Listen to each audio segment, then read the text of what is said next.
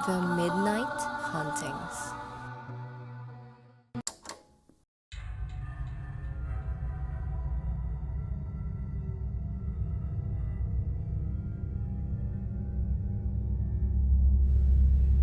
Magandang araw mga ka-midnight. Ako si Rex. Ang kwentong ito ay pinadala ng isa nating tagapakinig at ito ay tungkol sa isang babae na lumipat ng paaralan na nababalot ng misteryo kung saan pinaniniwalaan di umano na may nagmumulto sa isa sa mga banyo nito. Ako si Odette at nangyari ang aking kwento ilang taon na ang nakalipas. Bilang senior high na bagong lipat, ay nahirapan ako sa pakikisama lalo na't galing pa akong probinsya. Nahirapan akong makipagkaibigan dahil madami sa kanila ang matagal nang magkakakilala. Nahirapan pa akong makisama dahil kadalasan ay pinagtatawanan nila ako at tampulan ng mga biro. Dumagdag pa ang mga kwentong kababalaghan na bumabalot sa paaralan na dahilan ng maraming usap-usapan kaya mas lalo akong walang gana pumasok. Mabuti na lang ay nilapitan ako ni Nika at ng kanyang grupo. Sikat sa paaralan ang grupo nila Nika at nakikita ko noon na lagi nila akong pinagtatawanan kaya naman nagulat ako nang bigla silang lumapit sa akin nung nagbabalak akong magbanyo sa lumang hallway. Ayon sa kanila, ay madami daw umaaligid na kaluluwa sa aming eskwelahan at pinaniniwalaan na bawal daw gabihin dito dahil sa dami ng multo na pwedeng makita. Ang pinakakinatatakutan daw dito ay ang multo na nagpapakita sa banyo na nasa dulo ng lumang building. Ayon sa kwento ni Nika, may namamataan daw na dugo ang babae sa banyo tuwing mag-isa lang daw ang pumapasok dito. Kapag daw tumingin ka sa salamin, ay lalabas daw ito sa iyong likuran para takutin ka.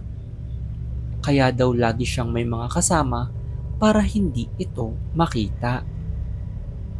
Kinilabutan ang buo kong katawan dahil bilang taga-probinsya ay naniniwala ako sa mga kababalaghan sa mundo.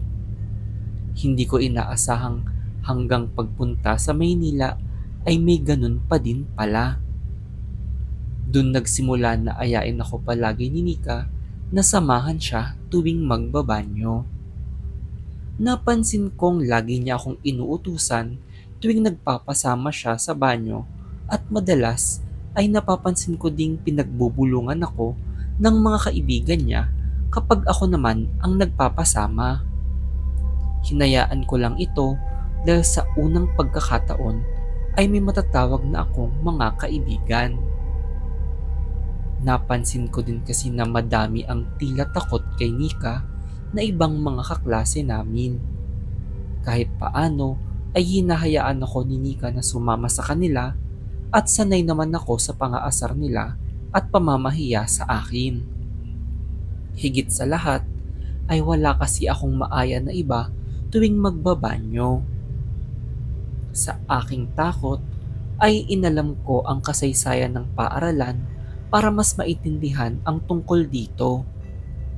Sa kasamaang palad ay wala akong nakitang mga balita tungkol sa namatay na estudyante sa banyo noon ayon sa mga lumang diaryong binasa ko.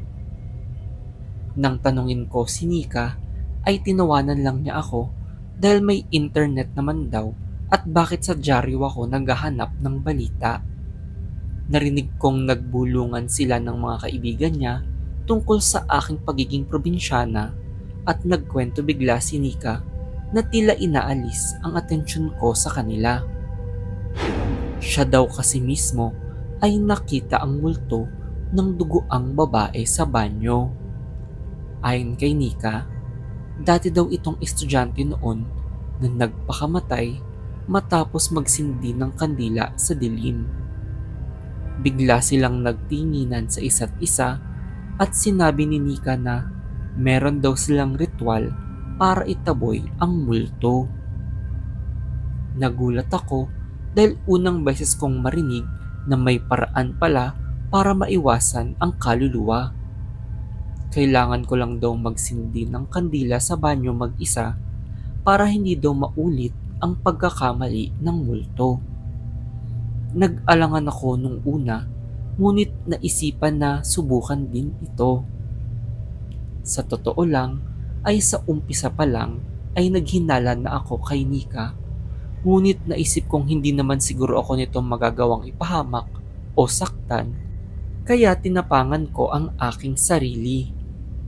Mas nanaig ang takot ko mawalan ng kaibigan kaysa sa takot sa multo.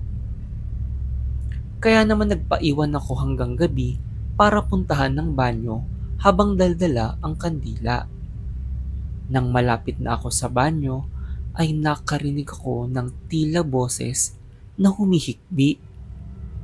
Dun tumayo ang aking mga balahibo at kinakabahan na buksan ang pinto.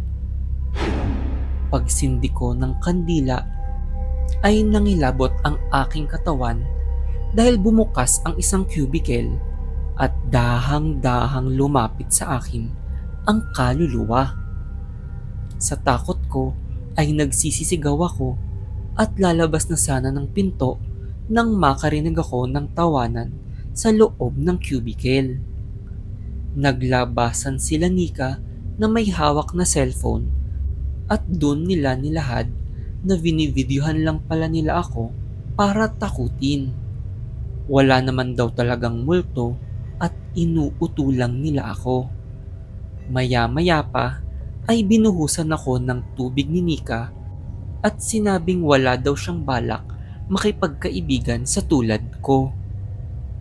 Plinano lang nila lahat iyon para pahiyain ako sa simula pa lang dahil balak na nilang ipagkalat ang video ko. Maya-maya ay tinulak ako ni Nika sa sahig at pinagsisisipa sa muka habang binibidyohan.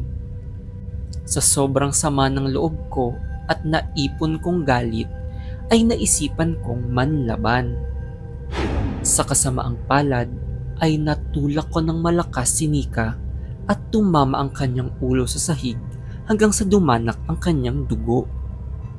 Agad kaming humingi ng tulong at tinakbo agad si Nika sa ospital dahil hindi ito dumidilat kahit anong gising namin. Sa kasamaang palad ay pumanaw si Nika.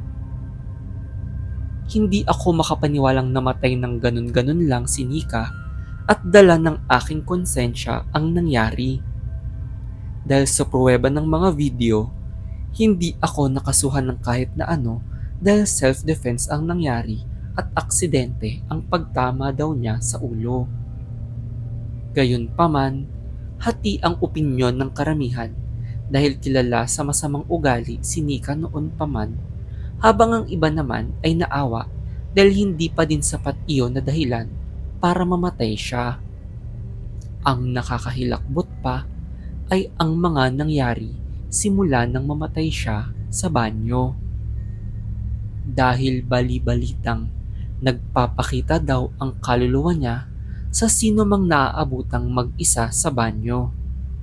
Na tila ang kasinungalingang ginamit niya para takutin ako ay naging katotohanan na. Dahil si Nika na pala ang magmumulto sa banyong iyon.